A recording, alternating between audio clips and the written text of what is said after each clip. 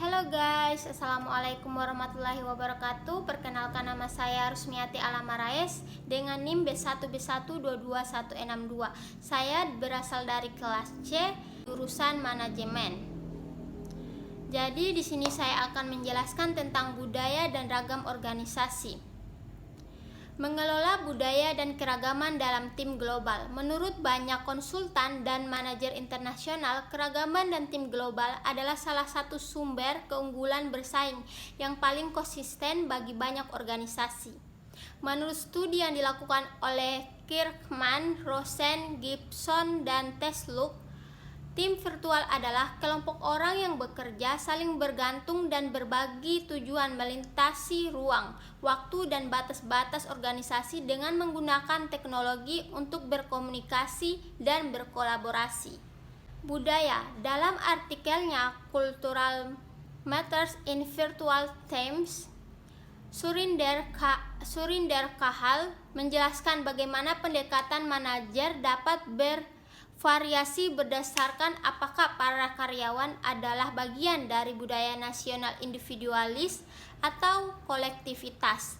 Dia yang pertama mengidentifikasi 4 pendekatan manajemen berbeda yang mungkin. Yang pertama itu ada pengendalian hasil. Ini untuk mengukur dan mengatur hasil yang dicari. Yang kedua itu ada pengendalian perilaku untuk menentukan prosedur yang diikuti oleh para karyawan. Yang ketiga ada pengendalian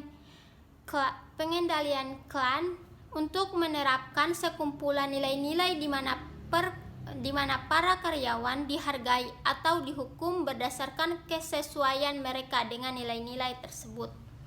Keempat, ada pengendalian diri untuk memperbolehkan seseorang untuk menentukan sendiri tujuannya dan lalu mengamati kinerja mereka dalam mencapai tujuan mereka.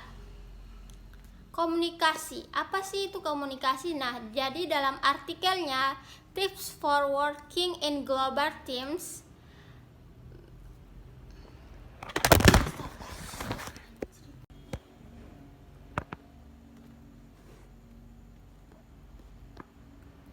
Melanie Delton memberi saran-saran yang bermanfaat bagi komunikasi yang baik dalam tim global. Yang pertama, saran pertamanya itu ketika memulai proyek dengan tim yang baru, adakan pertemuan awal di mana semua anggota memperkenalkan diri dan menjelaskan pekerjaan masing-masing yang akan dilakukan. Yang kedua, lakukan pertemuan rutin selama proyek berlangsung untuk memastikan bahwa setiap orang pada halaman yang sama. Tindak lanjuti conference call dengan catatan tertulis untuk memperkuat apa yang telah didiskusikan dan tanggung jawab apa yang harus dipegang oleh para anggota tim. Yang ketiga, berikan perincian proyek secara tertulis, khususkan bagi tim yang baru, di mana setiap orang berbicara dengan aksen yang berbeda serta menggunakan idiom dan perkataan sehari-hari yang berbeda-beda. Yang keempat, komunikasi menggunakan teknologi yang paling efektif. Sebagai contoh, putuskan ketika surat elektronik, mail atau email lebih baik daripada panggilan telepon atau pesan singkat, lebih baik daripada konferensi video. Selain itu, coba untuk memahami gaya komunikasi setiap orang. Sebagai contoh, untuk budaya konteks tinggi seperti India, orang-orang cenderung untuk berbicara dalam suara yang pasif, sedangkan di Amerika Utara orang menggunakan suara aktif.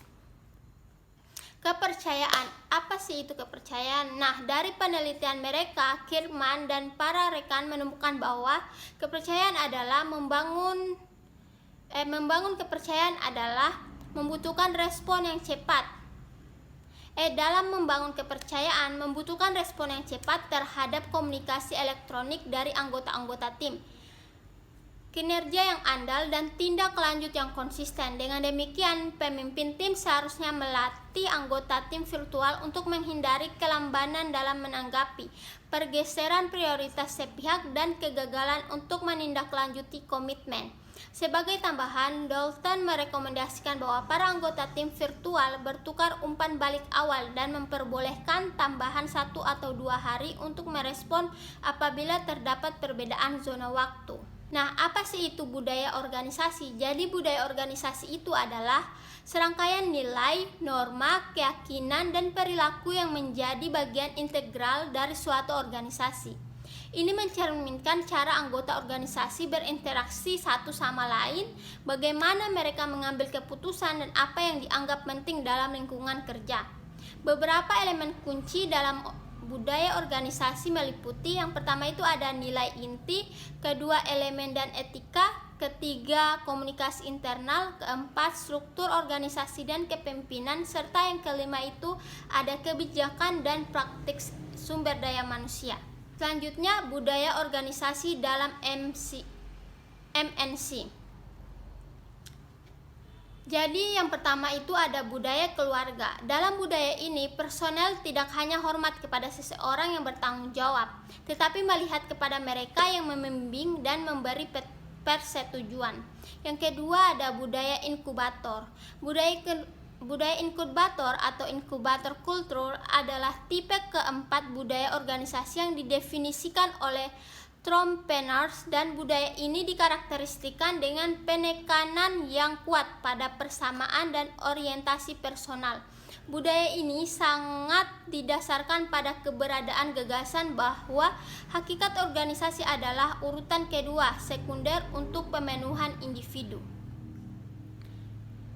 Yang ketiga ada budaya Menara Eiffel. Budaya Menara Eiffel dikarakteristikan dengan penekanan yang kuat pada hierarki dan orientasi pada tugas. Yang keempat ada budaya peluru kendali. Budaya peluru kendali atau guild dan missile culture dikarakteristikan dengan penekanan yang kuat pada persamaan di tempat kerja dan berorientasi pada tugas. Budaya organisasi ini diorientasikan pada pekerjaan yang biasanya dilakukan oleh tim atau kelompok proyek. Selanjutnya ada ragam organisasi. Nah, apa sih itu ragam organisasi? Jadi ragam organisasi itu merujuk pada beragam jenis organisasi yang ada di dunia, masing-masing dengan tujuan, struktur, dan budaya yang berbeda. Beberapa contoh ragam organisasi meliputi, yang pertama itu ada perusahaan swasta, kedua organisasi nirlaba, ketiga organisasi pemerintah, keempat organisasi multinasional, kelima startup, dan yang terakhir ada koperasi. Terima kasih, itulah presentasi dari saya. Wabillahi taufiq wal hidayah. Wassalamualaikum warahmatullahi wabarakatuh. Bye bye guys.